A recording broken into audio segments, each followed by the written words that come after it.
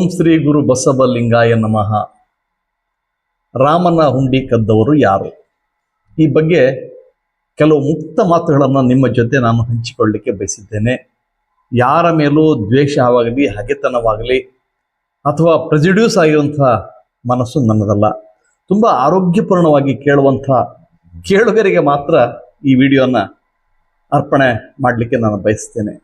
ಯಾಕಂದರೆ ಯಾವುದೇ ನಂಜಿಲ್ಲದೆ ವಿಚಾರಗಳ ಮೂಲಕ ನಾವು ಬೆಳಿಬೇಕು ಅನ್ನುವ, ಈ ಭಾರತ ಬೆಳಿಲಿ ಅನ್ನುವಂಥ ಕಾರಣಕ್ಕಾಗಿ ಮಾತ್ರ ನಾನಿಲ್ಲಿ ನಿಮ್ಮೊಂದಿಗೆ ಕೆಲವು ವಿಚಾರಗಳನ್ನು ಹಂಚಿಕೊಳ್ಳಲಿಕ್ಕೆ ಬಯಸ್ತೇನೆ.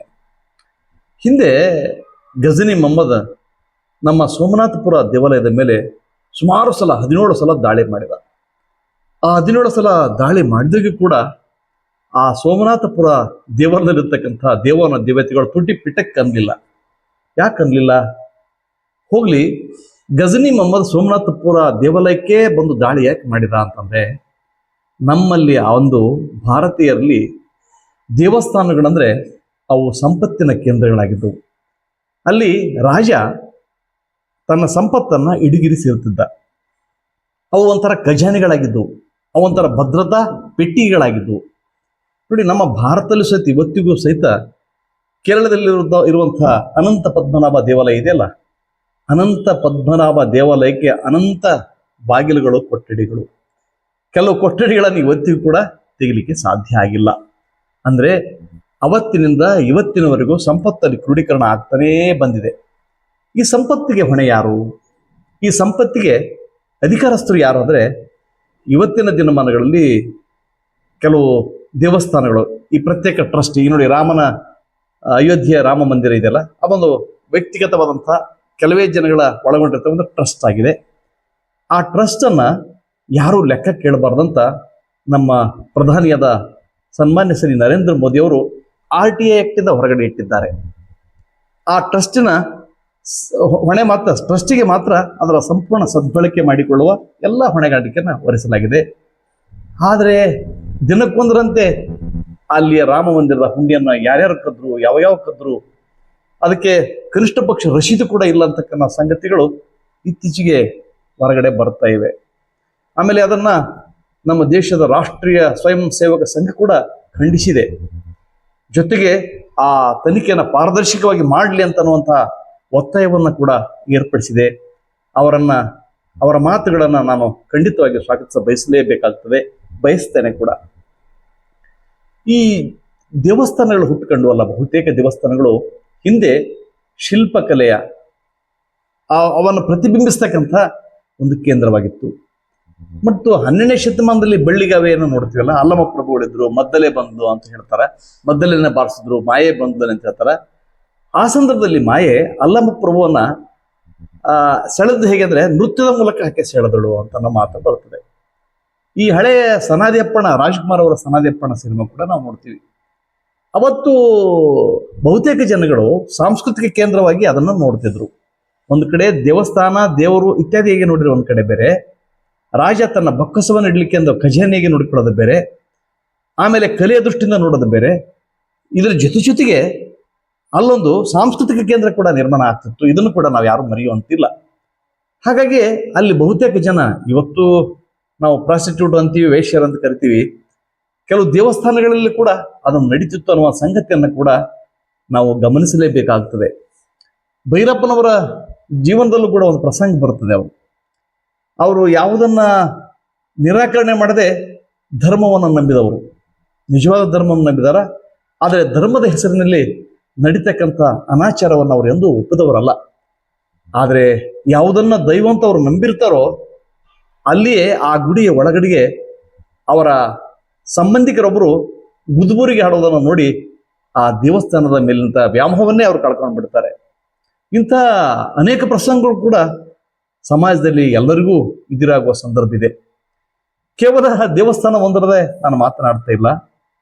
ಇದರ ಒಟ್ಟಿಗೆ ಜೊತೆಗೆ ಯಾವ್ಯಾವ ಧಾರ್ಮಿಕ ಕೇಂದ್ರಗಳಿವೆಯೋ ಅಲ್ಲೆಲ್ಲ ಇದು ಅನುಚಾನವಾಗಿ ನಡೆದುಕೊಂಡು ಬಂದಿದ್ದೆ. ಯಾರು ಸಿಕ್ಕಿ ಬಿದ್ದಿದ್ದಾನೋ ಅವನೊಬ್ಬನೇ ಕಳ್ಳ ಅನ್ನುವ ಪರಿಸ್ಥಿತಿ ಇವತ್ತು ಎದುರಾಗಿದೆ. ಸಿಕ್ಕಿ ಬೆಳೆದವನು ಶಾಜೋಗಿ ಅನ್ನುವ ಸ್ಥಿತಿ ನಿರ್ಮಾಣವಾಗಿದೆ. ಹಾಗಾಗಿ ಜನ ಇವತ್ತಿಗೂ ಸಹಿತ ಧರ್ಮವನ್ನ, ದೇವರನ್ನ ನಂಬಲಿಕ್ಕೆ ಅವರು ತೊಡಗ್ತಾರೆ. ಆಲೋಚನೆ ಮಾಡೋದಿಲ್ಲ.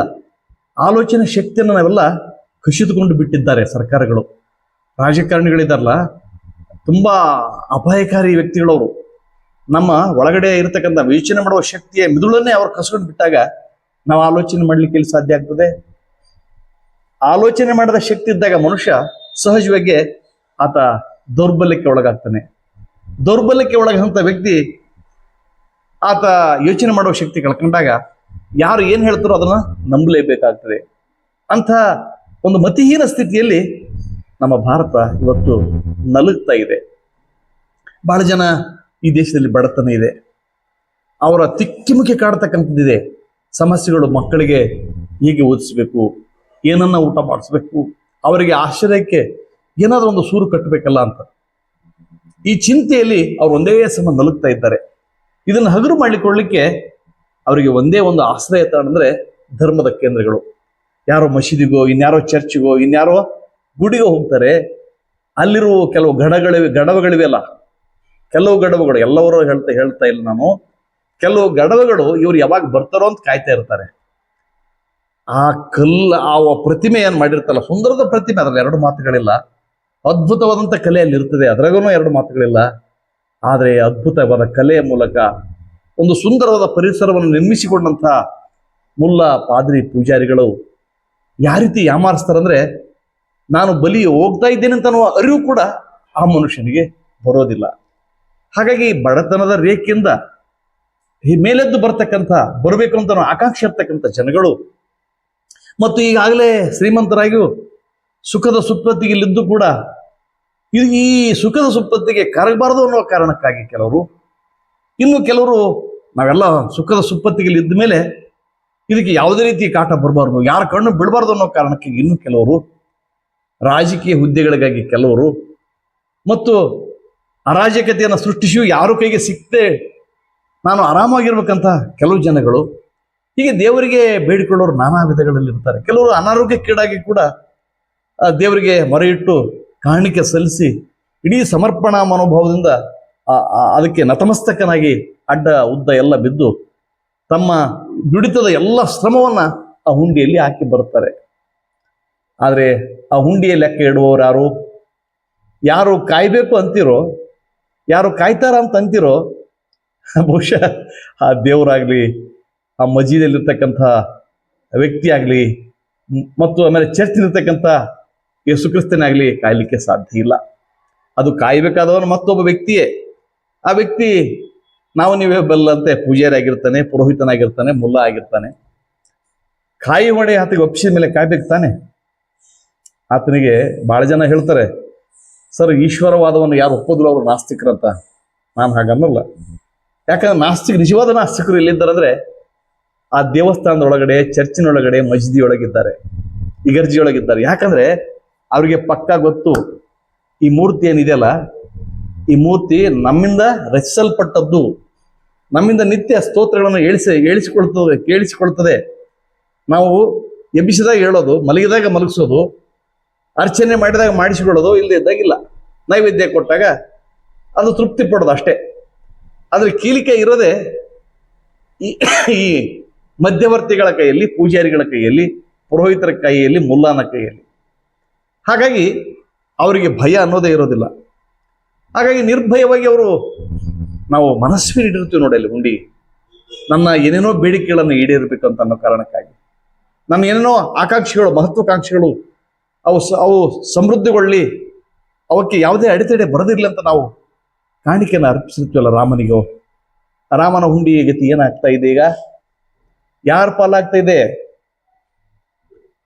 ನಾವೆಲ್ಲರೂ ನಮ್ಮ ಭಾವನೆಗಳನ್ನ ಕೊಳ್ಳೆ ಹೊಡೆದು ಮತ್ತು ನಮ್ಮ ಜೇಬನ್ನ ಒಂದು ರೀತಿಯೊಳಗೆ ಕಸ್ಕೊಂಡಂಗೆ ಭಾವನೆಗಳು ನಮ್ಮೊಳಗಡೆ ಹುಟ್ಟು ಹಾಕಿದ್ದಾರೆ. ಆ ರೀತಿಯೊಳಗಡೆ ಧಾರ್ಮಿಕ ಭಾವನೆಗಳು ಹುಟ್ಟು ಹಾಕಿದ ಮೇಲೆ, ಅವಕ್ಕೆ ತಕ್ಕಂತೆ ನಾವು ನಡೆದ ಮೇಲೆ, ಆ ಹುಂಡಿಗೆ ಒಯ್ದು ಹಾಕಿದ ಮೇಲೆ ಅದು ಎಲ್ಲಿಗೆ ಹೋಯ್ತು?